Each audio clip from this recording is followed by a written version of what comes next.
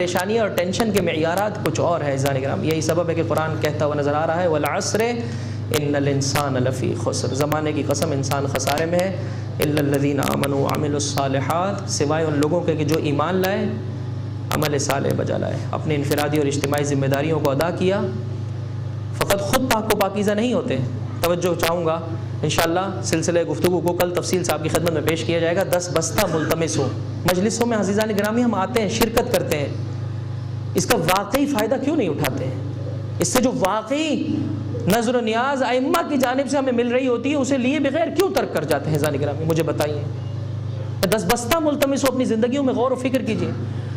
وگرنہ اگر مجلسوں کے سلسلے باقی رہیں لیکن ہماری زندگیوں میں کوئی تبدیلی نہ آئے, مجلس تو دینا چاہتی ہے ہمیں, وہ نورانیت دینا چاہتی ہے, کیا رکاوٹ ہے کہ جس کی بنا پر ہم نورانیت نہیں لے پاتے؟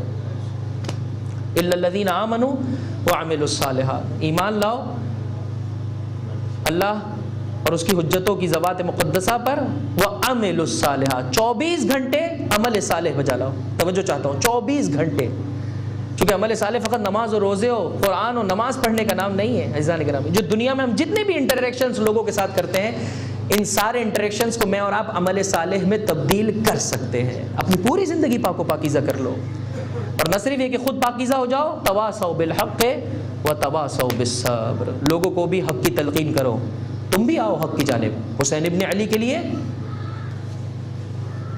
آپ کی زندگی بالکل پاک و پاکیزہ تھی, لیکن آپ کی ذمہ داری ہے لوگوں کو نیکی کی طرف بلانا, لوگوں کو حق کی دعوت دینا.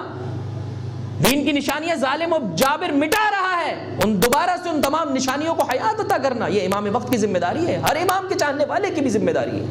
تواصوا بالحق, حق کی تلقین کرے, وتواصوا بالصبر. اور جب حق کے راستے میں انسان قدم بڑھائے گا تو بہرحال مشکلات تو آئیں گی. دشمن تو نہیں چاہے گا کہ آپ حق کے راستے کو کھولتے چلے جائیں, اس نے تو حق کے راستے کو بند رکھنا ہے. چونکہ جب حق کا راستہ کھل جائے تو طاغوت کا راستہ حتماً بند ہو جاتا ہے. توجہ چاہتا ہوں عزیزان گرامی, تواصوا بالحق وتواصوا بالصبر. لیکن پہلے مرحلے میں جو 2 جملے ہیں وہ کیا ہے؟ الا الذین آمنوا وعملوا الصالحات.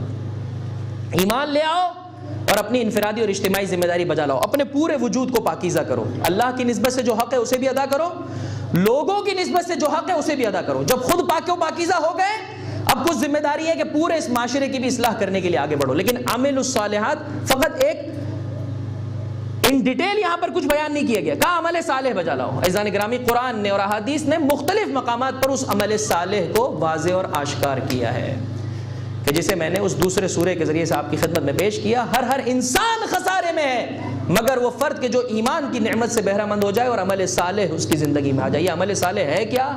سورہ مبارکہ مؤمنون, قرآن کریم کا 23واں سورہ, اور اس کی آیتیں 11 مسلسل آیتیں. اگر آج آپ کو رات موقع ملے عزیزان گرامی, قرآن کریم کی تلاوت کیجئے گا. ان 11 آیتوں کو مستحب قرار دیا گیا ہے کہ ہر مومن حد اقل ایک دن میں